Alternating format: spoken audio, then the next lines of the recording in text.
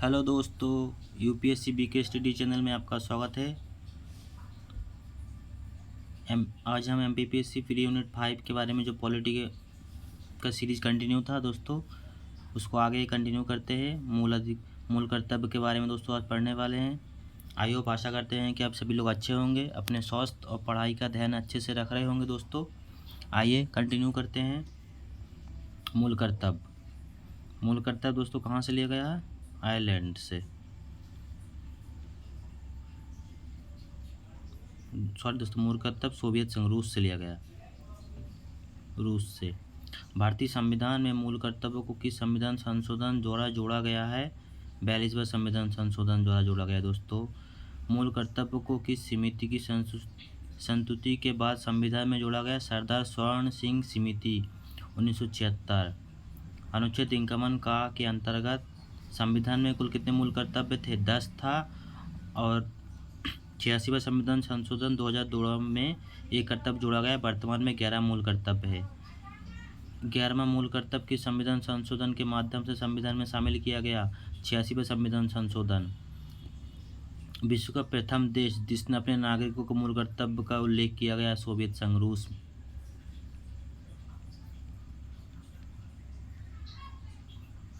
भारतीय संविधान में मूल कर्तव्यों को व्यवस्था किस देश से ली गई है? सोवियत संघ से। 86वां संविधान संशोधन द्वारा अनुच्छेद 51 टा के तहत मूल कर्तव्य जोड़ा गया। 6 से 14 वर्ष के बालकों के माता पिता या संरक्षक का कर्तव्य होगा कि उन्हें शिक्षा का अवसर प्रदान करें। मूल कर्तव्यों का संचालन कौन सी समिति किया? बर्मा समिति 1999। राष्ट्रध्वज के सम्मान की बात संविधान के किस अनुच्छेद में किया गया? अनुच्छेद 51 का राष्ट्रीय ध्वज संहिता कब लागू किया गया? 2002 में लागू किया गया। राष्ट्रीय ध्वज संहिता 2002 से दोस्तों यूपीएससी पीआई को पूछा है 2023 की किस बात में उच्चतम न्यायालय ने देश की शिक्षण संस्थाओं को सप्ताह में 1 घंटा पर्यावरण संरक्षण का निर्देश दिया है? एमसी मेहता बनाम भारत संघ मामले। राष्ट्रीय गान का आदर करने का किस अनुच्छेद में किया गया है? अनुच्छेद 51 का। किस अनुच्छेद में राष्ट्रीय आंदोलन को प्रेरित करने वाले उच्च आदर्शों को हृदय में संजोए रखा गया है? अनुच्छेद 51 का खा। राष्ट्रीय एकता अखंडता के किस अनुच्छेद में? अनुच्छेद 51 का गा। दोस्तों डीपीएसपी अनुच्छेद 36 से लेकर 51 तक है और अनुच्छेद 51 का इसमें मूल कर्तव्य को रखा गया है।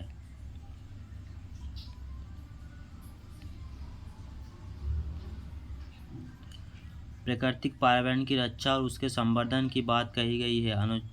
51 का छा। सरदार स्वर्ण सिंह समिति ने कितने मूल कर्तव्य जोड़ने को कहा? ऑलमोस्ट 8।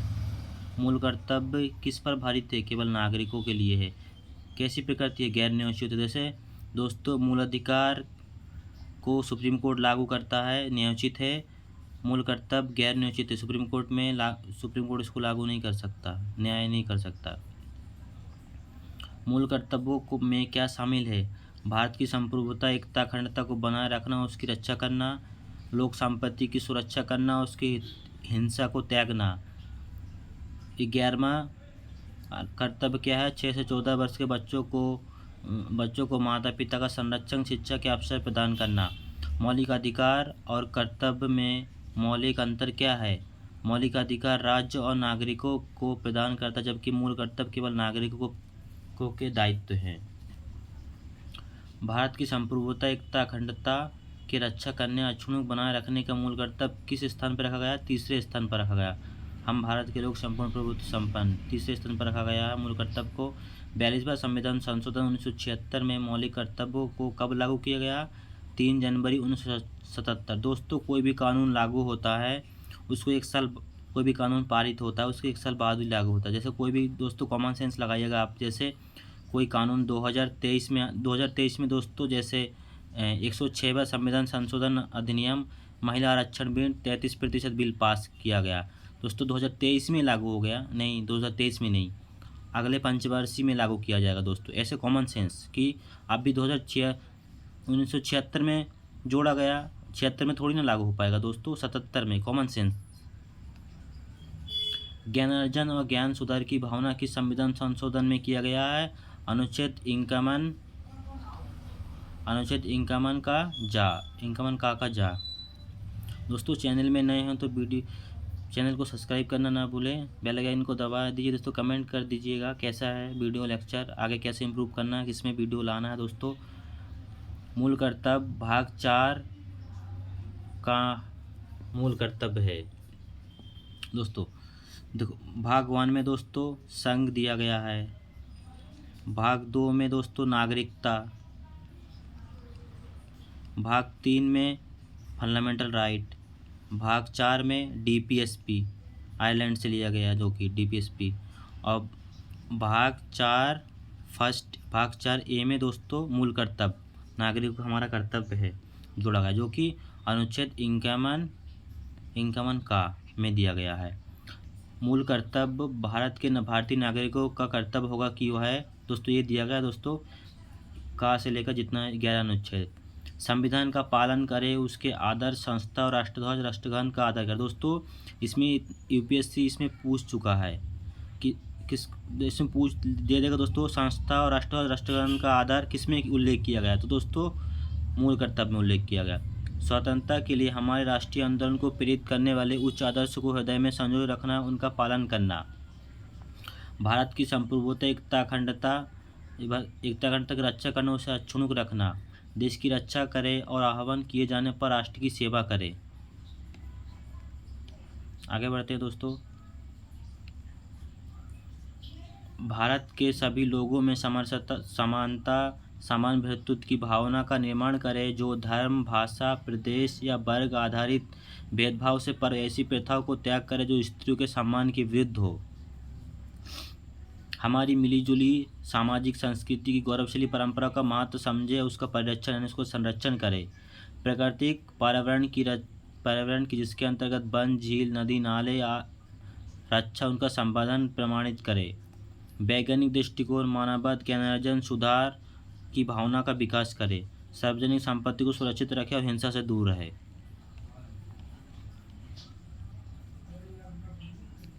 आगे बढ़ते हैं दोस्तों। व्यक्तिगत और सामूहिक गतिविधियों के सभी क्षेत्रों में उत्कर्ष की ओर बढ़ने सतत प्रयास करें, जिससे राष्ट्र निरंतर बढ़ते हुए प्रयत्न उपलब्धियों की नई ऊंचाइयों को छुए। माता पिता का संरक्षक 6 वर्ष से 14 वर्ष की आयु तक बच्चों को अपनी यथास्थिति बाल स्थिति के लिए अवसर प्रदान करना।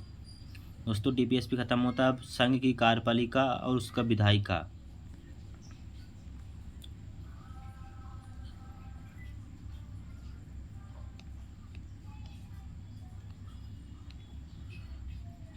संघ की कार्यपालिका भाग 5 में दोस्तों दिया गया। संघ की कार्यपालिका में क्या आता दोस्तों? संघ की कार्यपालिका में कौन कौन शामिल होते हैं? राष्ट्रपति, उपराष्ट्रपति, मंत्रिपरिषद और महान्यायाधिपति। संघ की कार्यपालिका में 52 से लेकर 78 दोस्तों।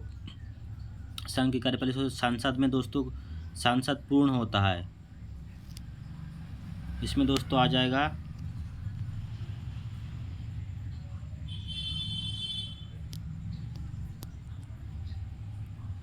जैसे दोस्तों सांसद, अभी एमपीपीएससी का पीओ कुछ 2023 में पूछा गया है। सॉरी दोस्तों एक सेकेंड। सांसद, तो सांसद में क्या आएगा दोस्तों? सांसद में राष्ट्रपति,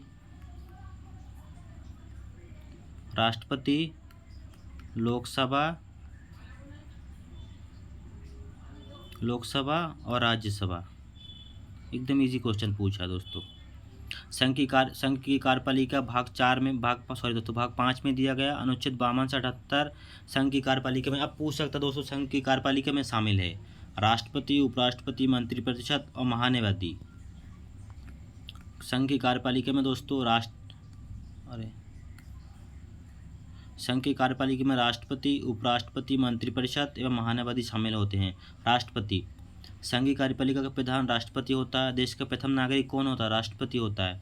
संविधान की समसत्ता कार्यपालिका की शक्ति किसमें निहित है? राष्ट्रपति में निहित है। संविधान के अनुसार भारत का एक राष्ट्रपति होगा, जिसका किस अनुच्छेद में उल्लेख किया गया? अनुच्छेद 52 में उल्लेख किया गया दोस्तों। संघ की कार्यपालिका की शक्ति किसमें निहित होगी? इसका प्रमुख संविधान के अनुसार स्वयं या अपने अधीनस्थ अधिकारियों द्वारा करेगा। इसका कथन कहाँ उल्लेख किया गया? अनुच्छेद 53 फर्स्ट में। भारत का संवैधानिक प्रधान कौन होता है? राष्ट्रपति होता है दोस्तों। किस अनुच्छेद के तहत राष्ट्रपति को संवैधानिक स्थिति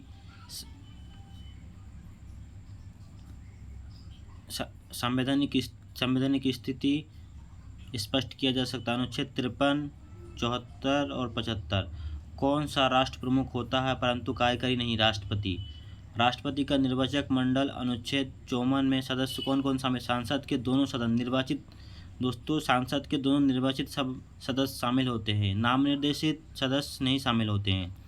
और राष्ट्रीय राजधानी निर्वाचन क्षेत्र में दिल्ली और पांडुचेरी के निर्वाचित सदस्य शामिल होते हैं दोस्तों। राष्ट्रपति के निर्वाचन में देखो, सांसद के दोनों, चाहे लोकसभा हो चाहे राज्यसभा, दोनों के निर्वाचित सदस्य राष्ट्रपति के चुनाव में भागीदारी लेंगे। और राज्य विधानसभा के निर्वाचित सदस्य, विधानसभा के निर्वाचित, विधान परिषद के नहीं दोस्तों, विधानसभा के, और राष्ट्रीय राजधानी क्षेत्र दिल्ली और पांडुचेरी दोनों के निर्वाचित सदस्य शामिल होते हैं। अनुच्छेद 55 के अनुसार राष्ट्रपति का निर्वाचन रीति के आनुपातिक प्रतिनिधित्व एकल मत गुप्त मतदान के द्वारा दोस्तों। राष्ट्रपति का मतदान कैसे? अप्रत्यक्ष दोस्तों। राष्ट्रपति का चुनाव जनता प्रत्यक्ष तरीके से नहीं देता, जनता के द्वारा चुने प्रतिनिधि के द्वारा चुना जाता है। किस संविधान संशोधन द्वारा दिल्ली और पांडुचेरी को संघ शासित राज्यों की विधानसभा के राष्ट्रपति के निर्वाचन मंडल में शामिल किया गया है? 70वें संविधान संशोधन 1992 दोस्तों। दिल्ली और पांडुचेरी को राष्ट्रपति के निर्वाचन में भागीदारी शामिल होने के लिए 70वां संविधान संशोधन किया गया 1992 में, तब जाके शामिल किया गया, नहीं तो पहले शामिल नहीं था। 1992 में शामिल। 1992 में क्या? 1992 में दोस्तों 73 और 74वां संविधान संशोधन नगरपालिका और ग्राम पंचायतों को भी गठन किया गया था। राष्ट्रपति की पदावधि के उसके पद ग्रहण करने की तिथि से 5 वर्ष होती है।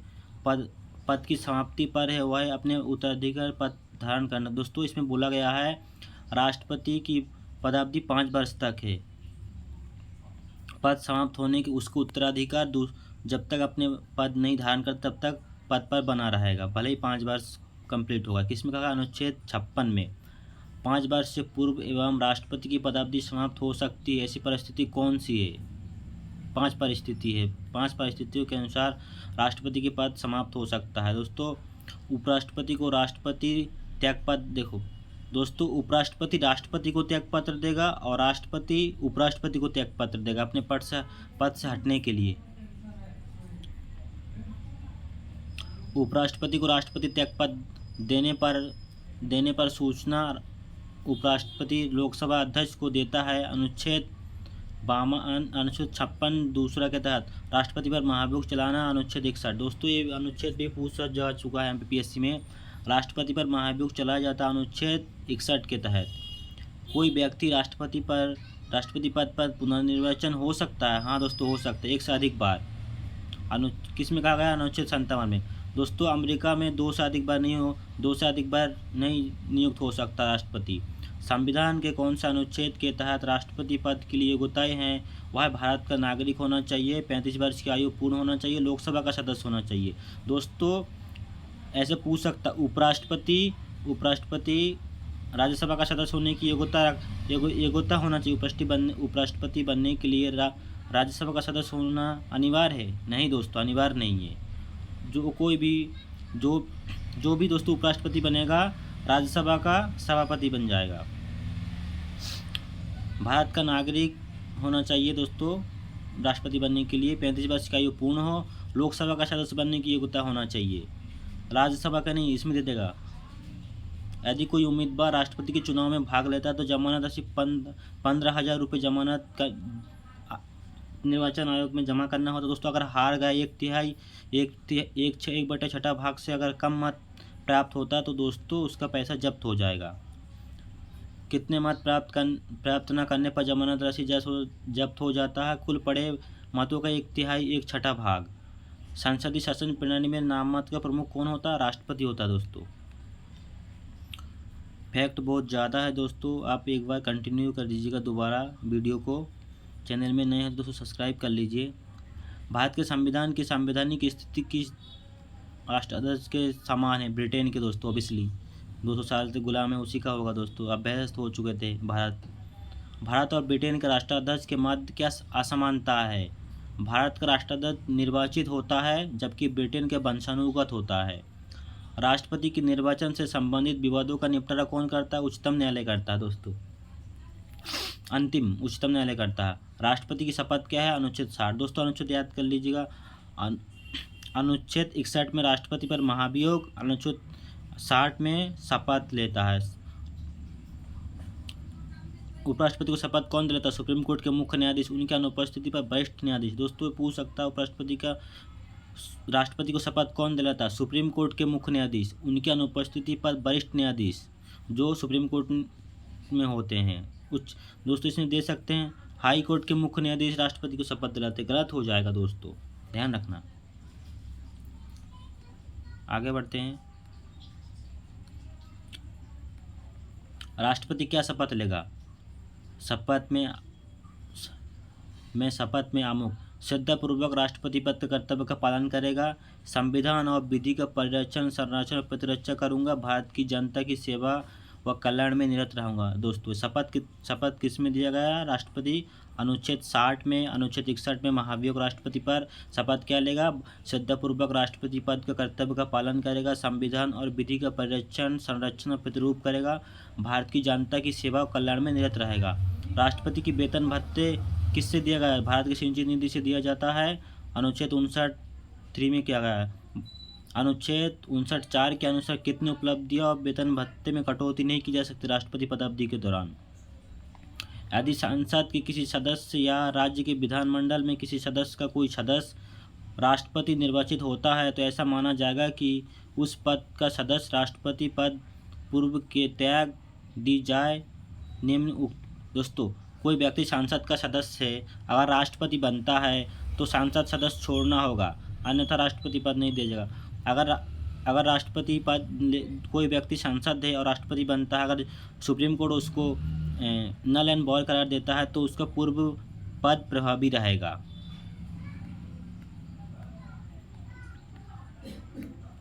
भारत के राष्ट्रपति का वेतन कहाँ से दिया गया? भारत की सिंचित निधि से दिया जाता है। ऑब्वियसली दोस्तों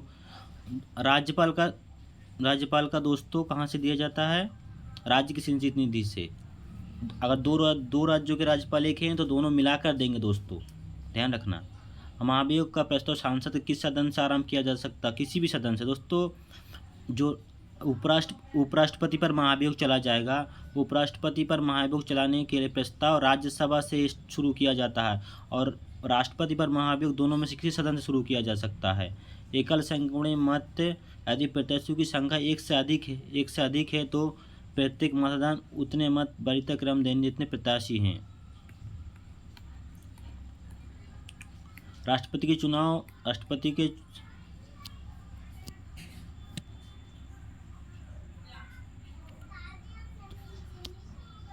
चुनाव में सफलता के लिए उम्मीदवार के लिए न्यूनतम कोटा निर्धारित किया गया। दोस्तों ये सूत्र दिया गया है, देख लीजिएगा आप। किसी भी राष्ट्र या संघ क्षेत्र की विधानसभा के निर्वाचित सदस्यों की संख्या कैसे ज्ञात किया जाए? देखो, एक विधायक के मत का मूल्य दोस्तों, एक विधायक का मत का मूल्य बराबर राज्य की कुल जनसंख्या बटे राज्य विधानसभा की निर्वाचित कुल सदस्य संख्या इंटू 100। दोस्तों आपको एक विधायक का वैल्यू निकालना है तो राज्य में कितनी जनसंख्या है बटे विधानसभा की कुल सदस्य संख्या कितनी है इंटू 1/100। राष्ट्रपति के चुनाव के लिए किस वर्ष की जनगणना के आधार पर किया जाता है? आधार माना जाता है 1971 की जनगणना के आधार माना जाता है दोस्तों।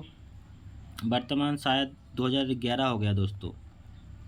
एक सांसद के मत का मूल्य दोस्तों ये पूछ सकते हैं, एक सांसद के मत का मूल्य, क्योंकि दोस्तों अभी इलेक्शन मुद्दा है, बहुत ही ज़्यादा पूछ सकता है। एक सांसद के मत का मूल्य बराबर आएगा सभी राज्यों के विधायकों के मत का मूल्य बटे सांसद के निर्वाचित सदस्यों की कुल संख्या। दोस्तों विधायक का मत का मूल्य देखो, एक विधायक के मत का मूल्य मतलब राज्य की कुल जनसंख्या बटे विधानसभा की कुल सदस्य संख्या 1/100 और एक सांसद का वैल्यू 1971 की जनगणना के अनुसार किया जाता है सभी राज्य के विधायक के मत का मूल्य बटे सांसद के निर्वाचित सदस्यों की कुल संख्या। 84वें संविधान संशोधन अधिनियम 2001 के तहत राष्ट्रपति के निर्वाचन के लिए किस वर्ष तक 1971 की जनगणना को आधार माना गया? 2026 तक माना जाएगा दोस्तों।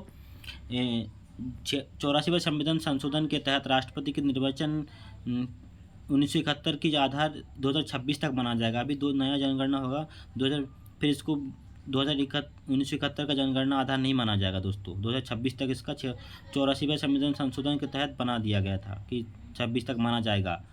राष्ट्रपति का निर्वाचन किसके द्वारा किया जाता है? भारत के निर्वाचन आयोग द्वारा किया जाता है दोस्तों। भारत का निर्वाचन आयोग राष्ट्रपति, सांसद सदस्य, उपराष्ट्रपति, राज्य विधानमंडल इनका चुनाव करता है भारत के निर्वाचन आयोग। और राज्य निर्वाचन आयोग केवल पंचायतों का चुनाव कराता है दोस्तों, ध्यान रखना। तो पूरे राज्य निर्वाचन आयोग राज्य चुनाव कराता है, गलत हो जाएगा स्टेटमेंट। आगे बढ़ते हैं। भारत का राष्ट्रपति पद विधि तिथि से कितने वर्ष तक पद धारण करता है? 5 वर्ष के लिए। अनुच्छेद 56(1) में कहा गया भारत का राष्ट्रपति कार्यकाल की समाप्ति पर कब तक पद बना रहता है? जब तक उसका उत्तराधिकारी पद ग्रहण नहीं करता दोस्तों। उपराष्ट्रपति पद 5 वर्ष हो जाने के बाद भी पद धारण करता है जब तक उसका उत्तराधिकारी पद धारण नहीं कर लेता, क्योंकि संविधान में शून्य उपराष्ट्रपति पद नहीं किया गया कि जब तक उत्तराधिकारी पद नहीं धारण करते तब तक पद नहीं छोड़ सकते। राष्ट्रपति पद चुने जाने हेतु न्यूनतम कितना मत प्राप्त करना आवश्यक है? कुल वैध मतों का आधे के 50%, एक से अधिक 50% दोस्तों। यदि राष्ट्रपति के पद की रिक्त की मृत्यु हो जाती है तो हटाए जाने की स्थिति में हो तो पद को कितने माह के अंदर चुनाव करना है? 6 माह के अंदर दोस्तों। सब जगह ही लागू होता है 6 माह के अंदर, चाहे पंचायत हो 6 माह के अंदर ही चुनाव कराना अनिवार्य होता है दोस्तों, आपातकाल को छोड़कर। यदि राष्ट्रपति के पद रिक्त हो तो कार्यभार कौन संभालेगा? उपराष्ट्रपति संभालेगा दोस्तों, ओबियसली। दोस्तों ध्यान रखना, राष्ट्रपति उपराष्ट्रपति को त्याग पत्र देता है और उपराष्ट्रपति राष्ट्रपति को त्याग पत्र देता है। और राष्ट्रपति को शपथ सुप्रीम कोर्ट के मुख्य न्यायाधीश उनकी अनुपस्थिति पर वरिष्ठ न्यायाधीश शपथ दिलाते हैं। यदि किन्हीं कारणों से उपराष्ट्रपति भी उपलब्ध नहीं है तो राष्ट्रपति के कार्य कौन संपादन? सुप्रीम कोर्ट के मुख्य न्यायाधीश करेंगे दोस्तों। या ना हो तो दोस्तों देखो, अगर राष्ट्रपति नहीं रहते हैं, उनकी जगह उपराष्ट्रपति भी अनुपस्थित रहते हैं तो सुप्रीम कोर्ट के मुख्य न्यायाधीश उनके पद संभाल। अगर सुप्रीम कोर्ट भी अनुपस्थित रहते हैं तो वरिष्ठ न्यायाधीश राष्ट्रपति पद संभालेंगे। वह राष्ट्र का प्रतिनिधित्व करता है परंतु केवल नेतृत्व नहीं। निम्न लागू होता है राष्ट्रपति पर। भारत के राष्ट्रपति को कार्य अवधि की समाप्ति से पूर्व किस प्रकार पद से हटाया जा सकता? महाभियोग दोस्तों। महाभियोग कहाँ से लिया गया दोस्तों? अमेरिका से लिया गया, यूएसए से। किस अनुच्छेद से राष्ट्रपति और महाभियोग प्रक्रिया का वर्णन किया गया? अनुच्छेद 61 में पूछा गया MPPSC PIQs। भारत का राष्ट्रपति किसे महाभियोग संबोधन करने का त्याग पत्र देता है? उपराष्ट्रपति को। राष्ट्रपति किसे संबोधन? उपराष्ट्रपति को देगा। उपराष्ट्रपति राष्ट्रपति के त्यागपत्र की सूचना देगा, लोकसभा अध्यक्ष को देगा। कौन सा भारत के राष्ट्रपति के निर्वाचक गण या तो भाग है किंतु महाभियोग में सम्मिलित नहीं होते? राज्य विधानसभाएं निर्वाचन में भाग नहीं लेते, राज्य विधान परिषद भाग लेते हैं। राष्ट्रपति पर किसके व्यक्तित्व कार्यों का न्यायालय में दीवानी मुकदमा नहीं चला जा सकता? दोस्तों राष्ट्रपति पर उसके व्यक्तित्व कार्यालय है। तो दोस्तों जब राष्ट्रपति कार्य करते हैं तो 40 दिन पूर्व 40 दिन बाद में अनुच्छेद 61 तक कार्य दीवानी मुकदमानी कार्रवाई नहीं चला जा सकता। संसद द्वारा पारित कोई विधेयक तब अधिनियम बनता जब राष्ट्रपति उसमें हस्ताक्षर करते हैं। संविधान के किस अनुच्छेद में राष्ट्रपति को अध्यक्ष जारी करता? अनुच्छेद 123। राष्ट्रपति को क्षमादान करने की शक्ति? अनुच्छेद 72। किन अपराधों के संबंध में राष्ट्रपति क्षमादान करता है? संघीय विधि के विरुद्ध अपराधों के दंड में सैन्य न्यायालय द्वारा दिए गए मृत्युदंड।